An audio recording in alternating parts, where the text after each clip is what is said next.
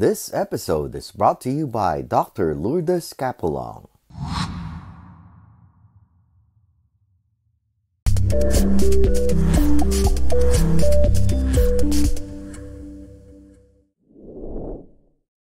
While you were in the force, you're still exposed to all leaders.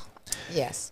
You wanted to get involved. When did you decide to actually go into public service, and why? Yes. So, well, not to say as that an officer, that was I'm exciting a public already, and yeah, servant. but then again, Yes. that was already an already exciting gig. Yes. So protecting and serving the community. Did it get boring? No. That's why I'm still doing it. Right. I'm loitering right now. I'm loitering in the city of Los Angeles. People are like 32 years. I mean, you're just hanging out. I said, yeah, I am. I'm hanging. There's so much to do. There's so many changes, and you did not pivot. You added. I added. Yes.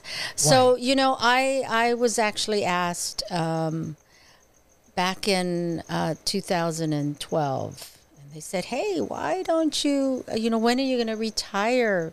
Why don't you get into the city council? Because at that time, my dad was still involved, and he would ask me to do things, and I would volunteer at the campaign.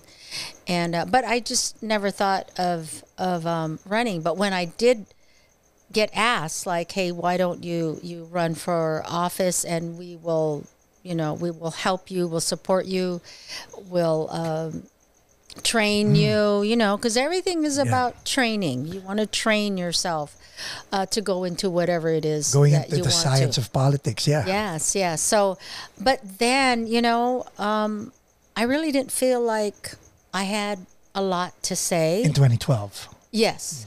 I didn't have anything special to say, because to me, politics, it's not all about just making policies and oh, are we going to get a Costco here, or we need to fix a sidewalk there.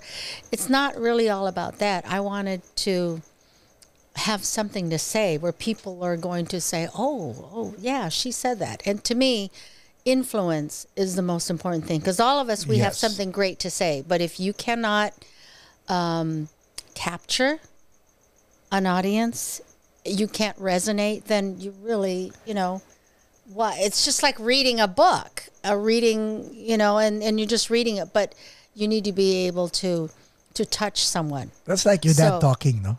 I know, yeah. So in 2012, I was asked, I was like, oh, it didn't really excite me that much. And then did it pique something in your mind? It did. It did. And then the next 4 years, I was asked by a different councilman, and then another mayor even asked me the next 4 years. So it was always in the back of my mind. And then did you consult anybody? I talked to a lot of people. I was always surrounded by them. So in 2020, when the pandemic hit and the George Floyd situation hit, and I started to see my neighbors were just turning into like racists. I mean, they were angry, and then my cousins were on the internet and they were like fighting, and then the looting and the fires and the riots and all this injustice, justice for peace, and the crime. All of that was happening, and that's actually the first time I said, you know what? This is time. I actually know about this, and I have something to say, and I think that me saying it is going to make a difference. And so all of this defund the police. Yeah. That affected me. I was like, okay, sure. Yeah, try defunding the police. And so all of that negativity that happened in 2020, and all the crime and the deaths, and so many police officers were getting murdered. Yeah. And everything was about the police and racial injustice, right? All cops are bad. So again, something I've been doing all my life is going the opposite. Yes. Like, okay, defund the police. So you would think everyone would say, okay, police are bad. We should just get rid of them. Right. But no, I was like, no, I think I have something to say. So then, I ran for city council in a city that is pro-police, right? We have a lot of seniors. And so I was surprised that I ran during a time where people were trying to defund the police, where police were And they most knew you were hated. and they knew you were a cop. Yes. And so that was the first time I really felt like I had something to say. And your I conviction wanted to was know. solid. Oh, yes. And so my opponent was actually a gentleman who his background was he would rehabilitate criminals as they came out of prison. So that's not a negative thing. That's actually a positive thing. But it's actually the opposite of what I do. So I put him in jail. He actually helps him come out. So I was surprised and I was delighted to find out that the people in the city of Carson chose someone like me that would bring law and order back into the city. During your campaign, Yes.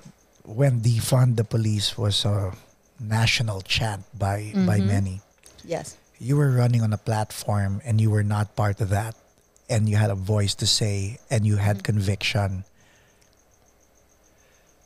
Speak to the audience today, because other people may not have the same voice or platform as you and me and others out there.